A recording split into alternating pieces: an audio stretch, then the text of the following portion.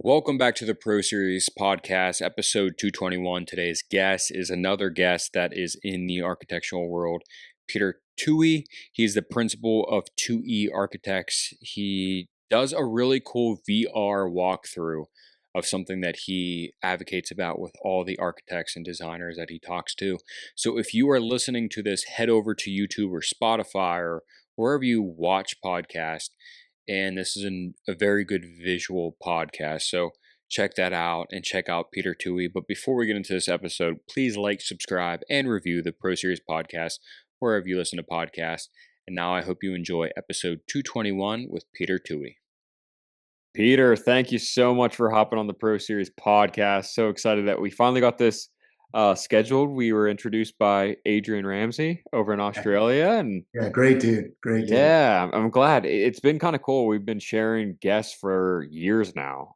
He's been on my podcast many times. I've been on his, and then we just Yep. share guests because we're both like-minded people.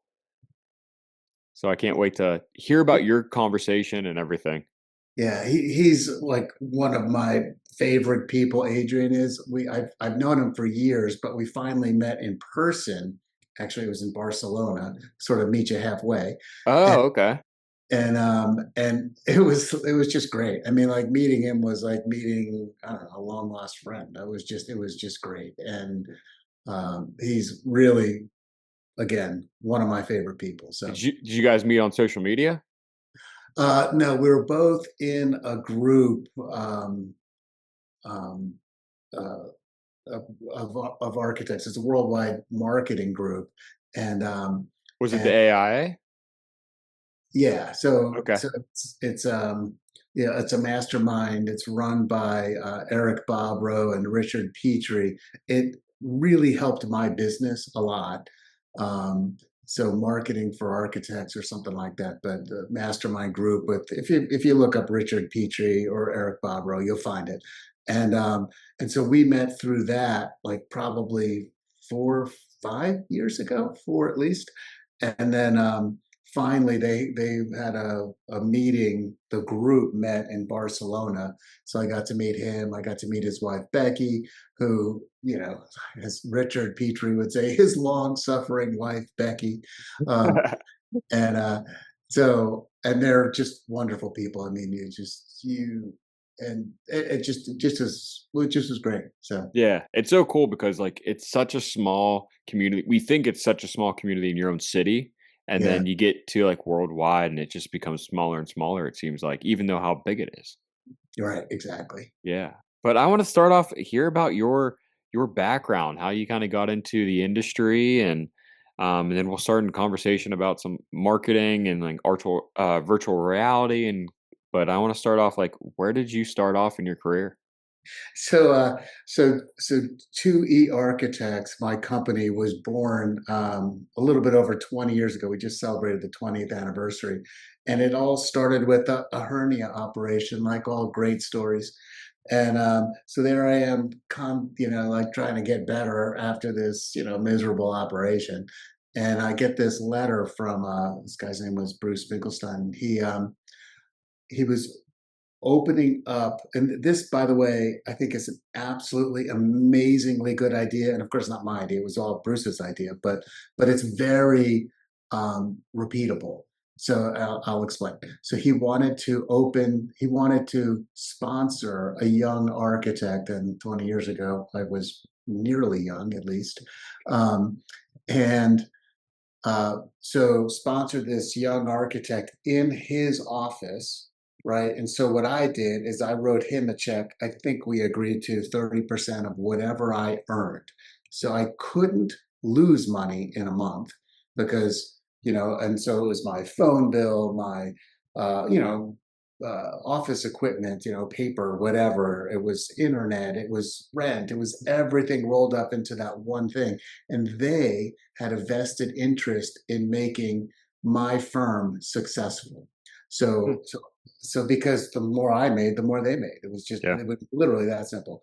And so for me, the first thing he did was his firm was called HBF Plus. He kind of crossed that out and wrote TUI Architects on all the contracts.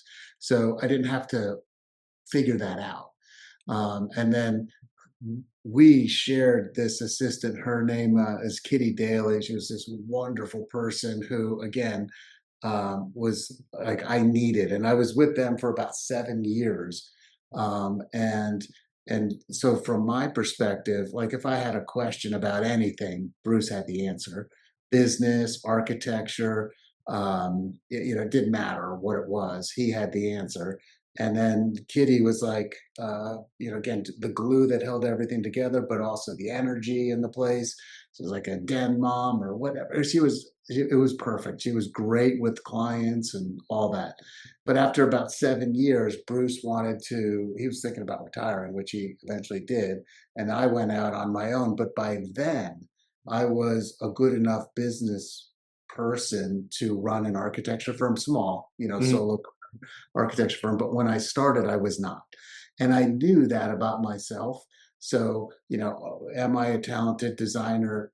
Yes. Has my houses been in many, many, many, many magazines? Yes. Before I opened my office? Yes. Um, does that make me, by definition, a good business person? No. No, it doesn't. None of that.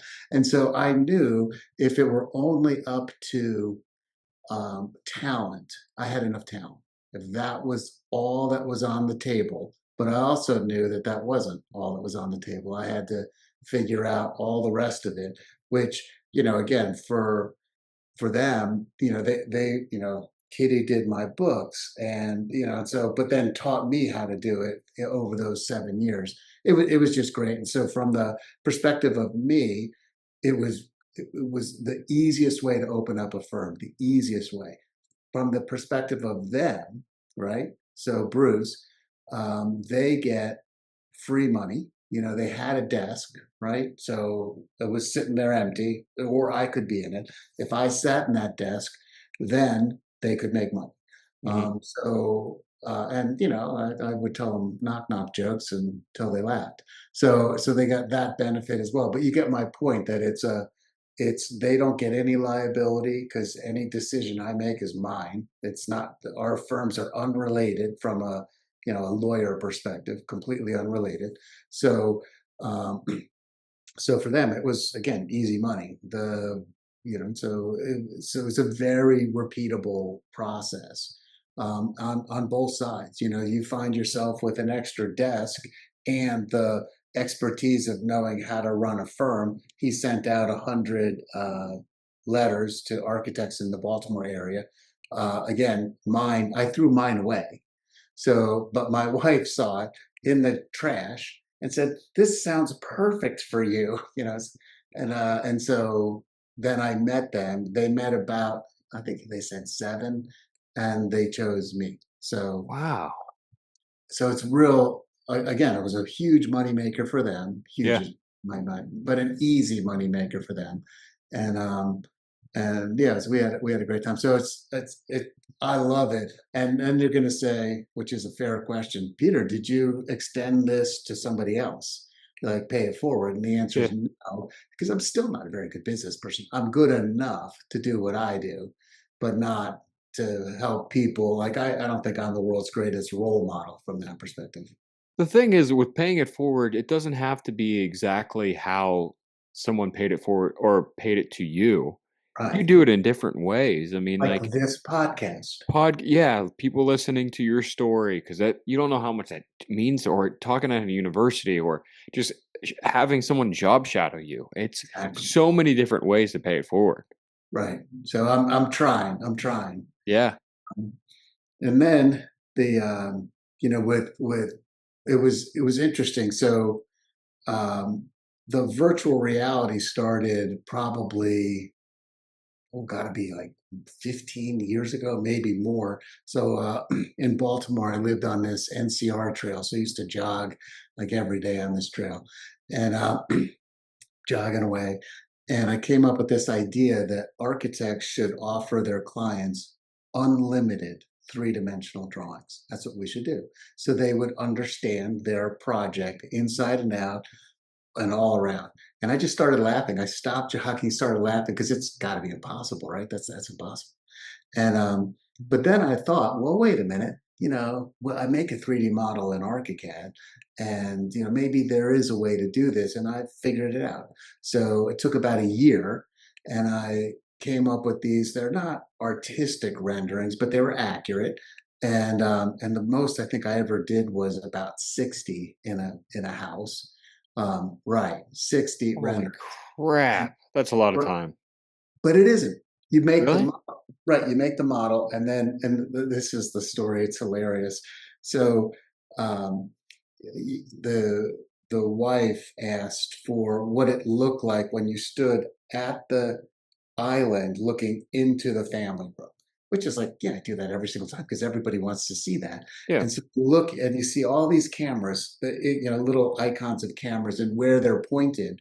And there's got to be 58 of them or however many, but not a single one where she wanted to be. And again, I did this for a long time. Like this is everybody asked for this. I don't have to ask because they do it regardless.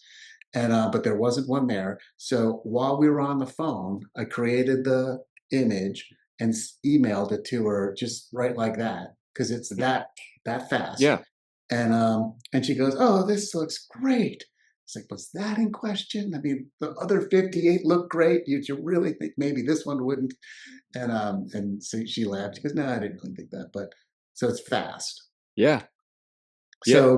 So then fast forward another year or two, and a friend of mine, his name's Henry Berger. He works for Graphisoft. Actually, I think he worked for Graphisoft right up until last month. But Henry Berger, great guy, and he goes, you're really close to virtual reality.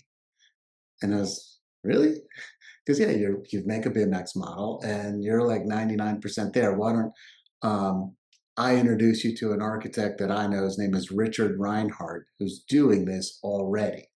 So he did, and um, and it was great. So to me, um, I saw his projects and all that, and then bought a big computer, bought the virtual reality goggles, and paid for Twin Motion. There's a couple of different um, programs out there that do the same thing, but Twin Motion was super expensive back then. Now it's free.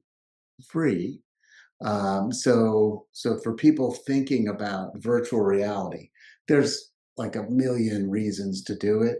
Hmm. Uh, but the one that I like the most, well, there's a lot I like the most, but the one that I feel as though is persuasive is so let's make pretend, Eric, you're 10 times better designer architect than I am. Okay.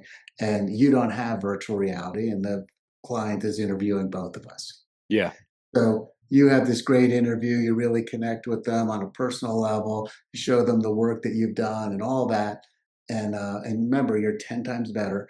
And then they come to me, right? And I give them this whiz bang virtual reality presentation. They put on goggles, they move their own neck around, and I asked them, what do you want your house to look like? And I've got 30 or 40 or 50, I don't even know anymore, in the can. So I can just, kind of like this. Yes. And now, so this whiz bang presentation is compelling. And people love it because it removes all of the uncertainty. All of Hmm. it's all gone. Yeah. And, and so the way I describe it is that, architects visualize in three dimensions, and we're really good at it. Yeah. And our clients, on the other hand, the dentists, the CEOs, the whatever they do, they're not required to visualize in three dimensions. And so they don't. Yeah. And so we show them a million drawings, and the drawings are illuminating, right? They tell us all about the design, but they're also confusing. And Mm. so it's because think of it as the language of the architect, right? But that's not the language of the reader, the Yeah. client. So virtual reality is, makes that translation, and it's perfect. The translation is perfect. And so if you think about and I make these nice videos, I can actually put one up if you want me to. Yeah, absolutely. Can I share my screen? Yeah, you should be able to. And that's something like I always say, or I think we have to remind ourselves as uh, designers and architects that we could visualize stuff in our heads. Customers can't. Like I could Right. look at a certain color and visualize it in the room, or see cabinets and see it in the room. And I think a lot of customers get frustrated with that because there's a lot of designers and architects that don't provide even like 3D drawings. Right. So I mean, virtual reality is a huge thing, and I do see a lot more people using it now. Yeah, and it's getting easier. Hold on, let me see. Did I send a share? Yeah, it's There we go. Okay, so QuickTime share. Here it is. So this is a movie I made for a hypothetical project, mhm. and and the idea is to create um, this emotional uh, presentation that the because clients, can you hear can you hear the music, by the way? No, I cannot. Okay, yeah, almost. Okay, it's I'm gonna pretend I can't hear it. It's just loud over here. Anyway, we're trying to create this emotional connection between the client and their project. I have drawings of this house, called the Waterfall House, and the drawings are nowhere near as compelling as this video, right? And so the video I created in Twin Motion, um, I think it was like 2020, so this is 5 years old. So we're way better at it now than we were even then. Oh Uh, yeah. and the idea was to, because people decide on emotion. Then I mean, like, look at that image. It's just an emotional image. Yeah. Uh, but they feel like they know this, right? After you watch the video. But like if you think of drawings as kind of a basic service, and then this video as like 100 times better. Would argue if somebody said, "Oh, it's only 90 times better." It's a full 100 times better. Um, but the putting on the goggles is another 100 times better, even than this. Yeah. And so, to me, it's getting easier. I mean, if you're like, I have a friend of mine, a classmate, who draws every single house she designs with literally pen, not even pen, pencil and paper. Wow. So this isn't for her. Like, she Yeah. does magnificent drawings. They're sumptuous. They're incredible, and but she's nowhere near this. And then other people Holy crap. use the computer to do what I would call 2D or 2.5D drawings. They create a little model and then they trace the model with lines to do elevations and sections and that kind of stuff, because they can't control the model well enough. Um, and yeah, so this was sunlight for a day, do it at 30 seconds. We do that for every single project. So people can see where the sun's going to be at any moment every season. We do it on the inside of the house too. You're Yeah. standing in the kitchen and you see a day's worth of sun in 30 seconds. Um, but and That's so cool. and it just is a compelling project. I'm going to stop it. I don't know. Yeah, that's so Um, cool. The goggles make such a huge difference with being able to have someone walk through it because even how visual this video is, there's still clients that are be like, I need to like visually see it. exactly. And I can't tell you how many times I've heard this sentence. They put the goggles on and then I tell them to look up, and then they do, and they say, "I didn't know the ceiling was that high." Oh yeah. And you're like, "Well, it's in the video." I mean, like, Yeah. someone tried to hide that fact, but they get it at this level that I don't know what it is, but and I honestly thought that the difference between the video and the goggles would just be a little. If the video is 100 times better than the drawing, then the goggles would be just 105 times better. Than that is not true. It is another 100 times better, and and and it's hilarious. So another reason to do virtual reality. So the first one is so that lesser architects won't get your project, right? The Mm, one that you want. Because if you do virtual reality, you are tipping the scales, right? Uh, so reason number well, the first reason is that now think of yourself as a client who that's extremely discerning. You have the budget to do what you want. Um, are you going to accept an architect that doesn't do virtual reality? If you had the opportunity, so it attracts these discerning clients that everybody wants. yeah. So and then even better, or at least as good, it takes a client that is not quite discerning and then gets them emotionally attached to their project. So now they are discerning. So it transforms clients that are solely focused on the budget and now makes them focused on more than that. So because the budget is super easy to understand, Yeah. 2.5 million costs more than 2 million or whatever. I mean, that like it's very easy. So people do that. And but now virtual reality is just as easy because you put these on. Um, and then so reason one to attract discerning clients. Reason two is to transform your clients from focused on the budget to at least focus on both. Yeah. The right. Third one is so you don't lose out to lesser architects because lesser, like for me, I've been doing this a long time, right? And so I know how to listen empathetically. I know a million design tricks. I've used like well, in all of the homes I've designed for 40 years now. And so I am 99 times out of 100 more talented than a 26-year-old architect. Like they just don't have enough experience. But that 26-year-old architect probably does have virtual reality, Hmm. probably does.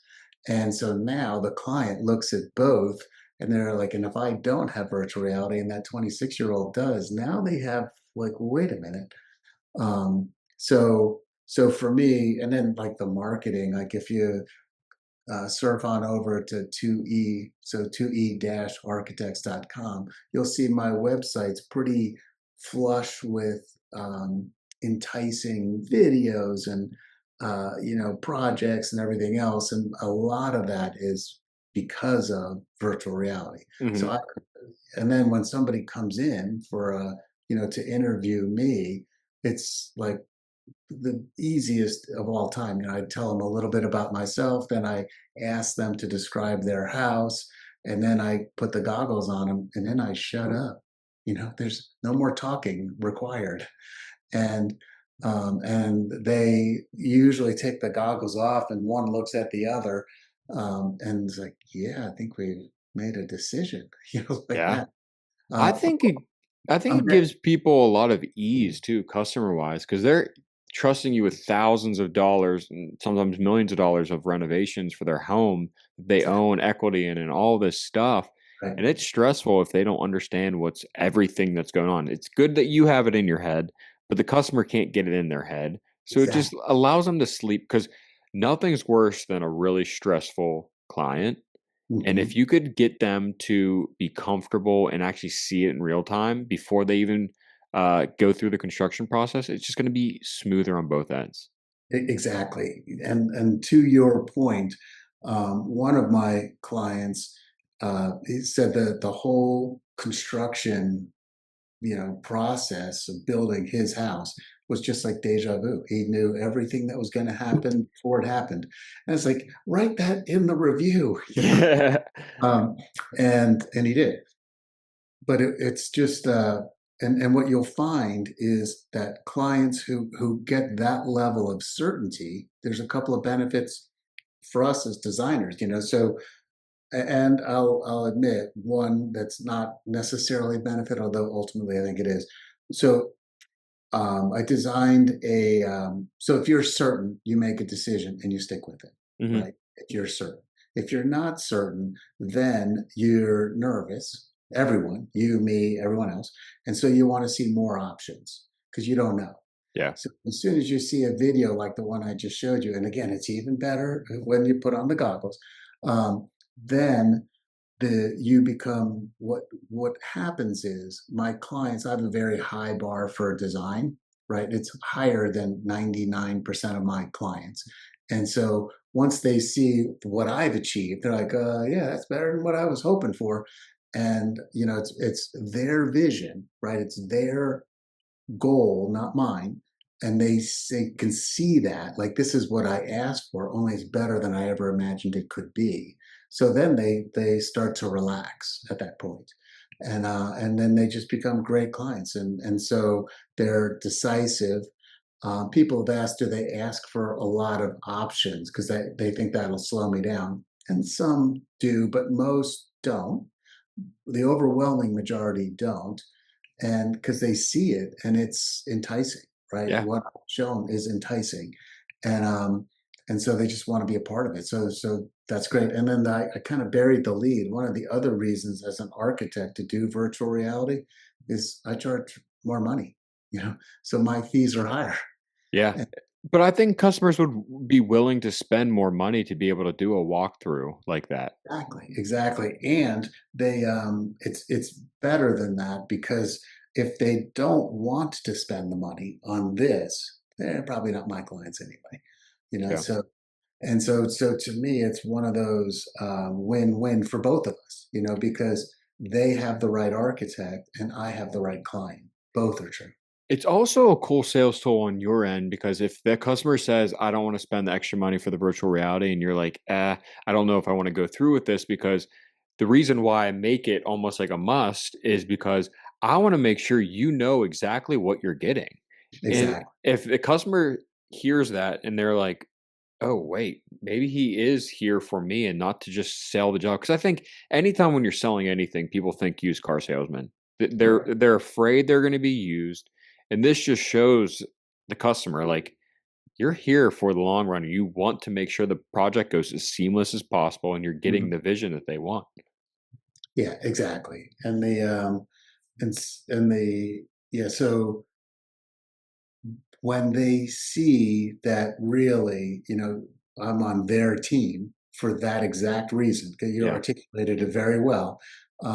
It sort of breaks down some barriers too, and it's great. And normally one of the two of a couple will admit to not understanding the drawings much yeah, at all, hmm and everybody gets floor plans, by and large.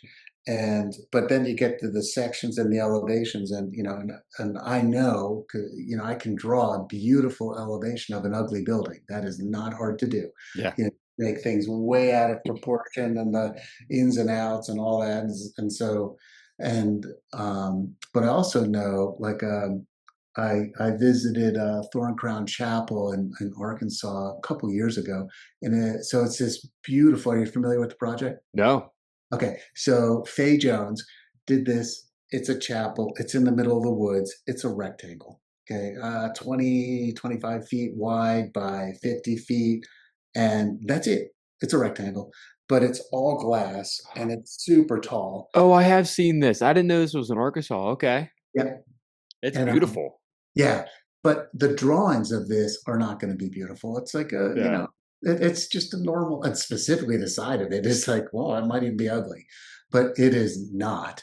And it's Oh, like one of the nicest buildings I personally have ever been in. And I, like most architects, have been in a lot of buildings. This is like right up at the very top.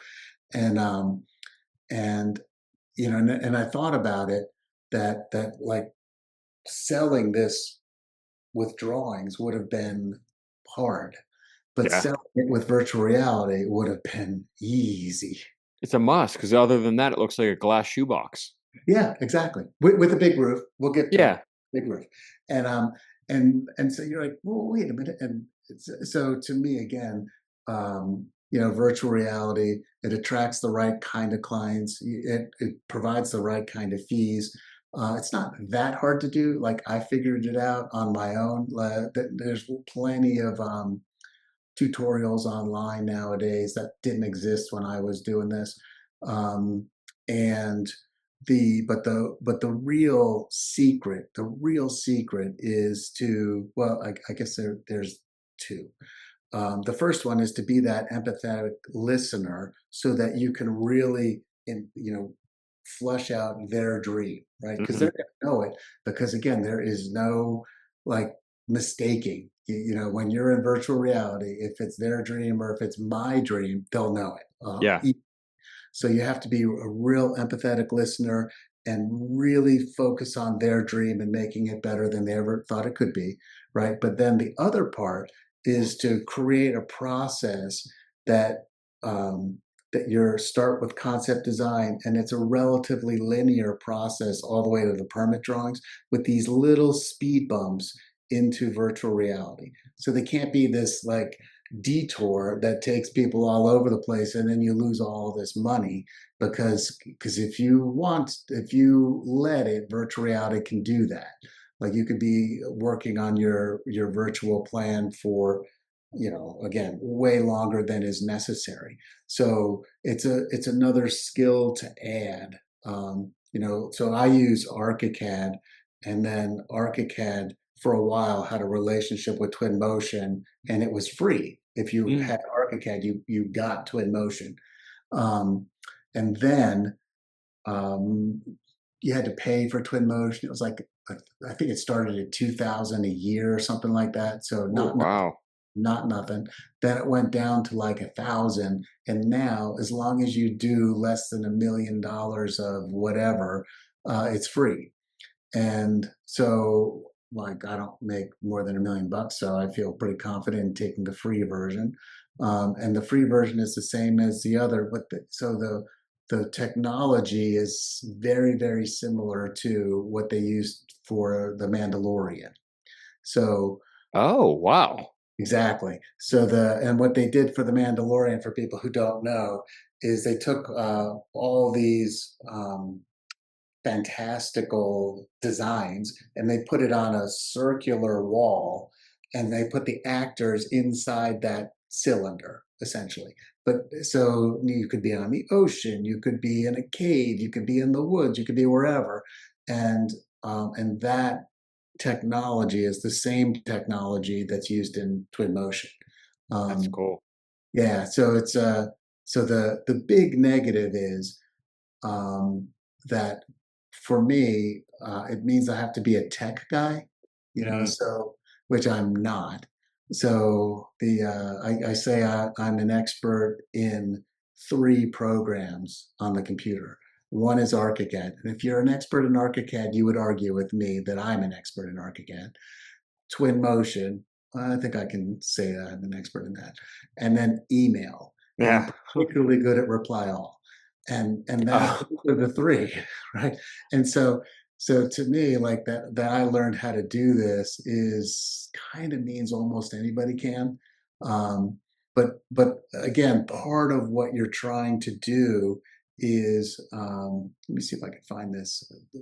Part of what you're trying to do is create this emotional connection between client and then their. So I design homes, right? So yeah. so their home, but it wouldn't be different if you designed, let's say, churches or synagogues. Again, that emotional connection. And then think about this: if you're designing any project like this virtual reality experience, like let's say you're doing a church, could be a synagogue, whatever, a mosque, I don't care, and that the congregation comes in and they get in line and they put the goggles on and then they see the new sanctuary, whatever it is.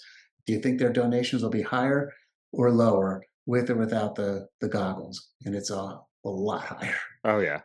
And so, because now they're emotionally connected. So, and it would be the same for if you work for a university, you design a new biology building, and now you get the big donor to come in and he sees his or her name on this plaque above the door, whatever. Do you think that donation just went up? You're right, it did.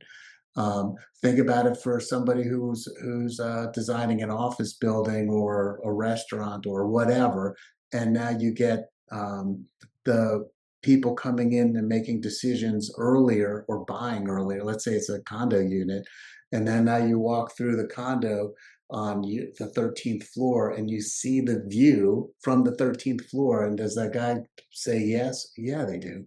So virtual reality, it can help your clients also. Like it helps my clients, for home design, but it can help your clients make money for them too. So it's a win-win all the way around. And then the last reason that I love virtual reality is that it kind of starts to tip the balance back. Like, I don't know if this is true for you, Eric, but I'm usually the second person people call, like they want to do a major renovation or they want to do even a brand new home. The first person they call is usually a contractor. And Mm, right. And again, I can understand it because the contractor is going to talk a little bit about money and they can understand again, 2.5 is more than 2 million. It's pretty clear. It's like nobody argues about that. And so they can have a conversation that everybody is, in complete mind meld. They understand everything. And then they go to the architect and now it starts to get fuzzy. Well, wait a minute. Um, and so with virtual reality we bring that back into balance. And I'll give you a quick story. The When I was a very young architect, I worked in Cincinnati. We designed this building, and it had I did a beautiful rendering of it, hand drawn, all that, whatever. And again, I can draw. That's what I can do. um, and and it was beautiful. I had this huge cantilever, probably 20 feet, that came out over the front door, and it was very dramatic. And the way we had light coming through it and all that was great.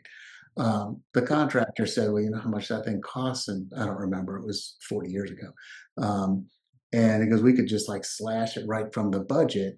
And the client saw the savings and said, "Oh, that's great. Let's do that."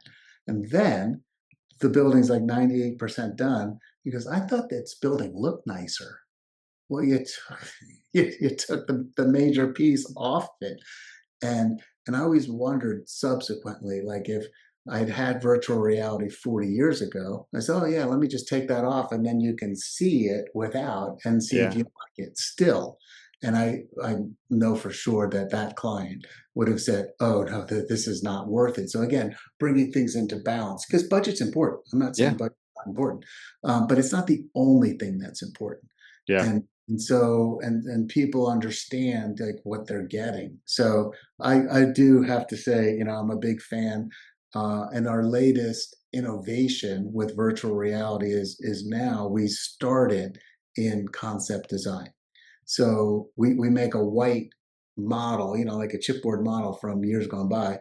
And so the floors, the walls, the windows, whatever else, ceilings are all white because what I want my clients doing is making three-dimensional decisions with dimensional information, as opposed to looking at a plan and then making the decision. Oh, I think this kitchen's too big or too small or whatever. And I'll give you an example. So we're doing a house on Lake Anna, which is south of Washington D.C., and and I designed for a lot of reasons of the site and everything else, whatever. This covered patio a little bit away from the kitchen and put the outdoor kitchen there. And it was a walk, and they said no immediately, because Wow. well, they saw the plans and they said no. And I said, "Well, we'll do whatever you want. Don't worry about it. If the answer is no, we'll do something else. But I do want you to look at it in virtual reality before but I wanted to show you the plan so you would understand what you're looking at in the virtual reality." And then she looks and she goes, "Wait a second, it's a lot closer than I thought it was." And I was like, "Uh-huh, that's what I thought you would say." Um, and so again, with the three-dimensional information, they made the right decision for them. Now, I would have moved it had they said no in virtual reality.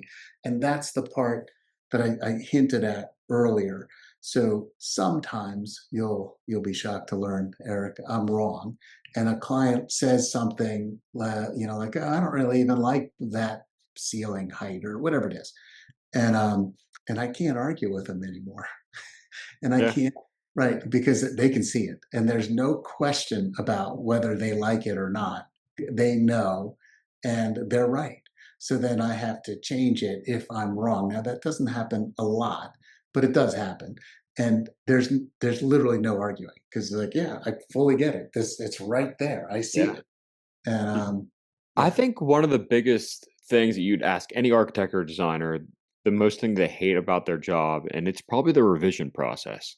right. And this helps that whole thing. It solves it all. And the other one that's interesting that this solves, which I didn't anticipate, was change orders during construction. Oh, yeah. And think about and which would so I tell clients that with the difference between my fee and sort of a normal architect's fee is peanuts compared to what you'll spend in change orders. Oh, I And bet.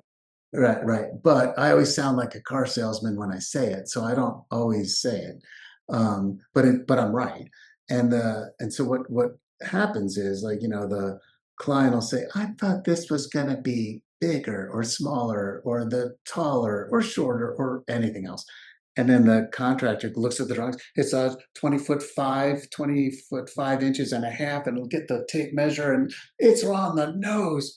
And so they've never built it wrong. Yeah. Uh, So it's always this mistranslation in the client's head, not my head, and not even the contractor's head, just the client. But the client's paying all the money.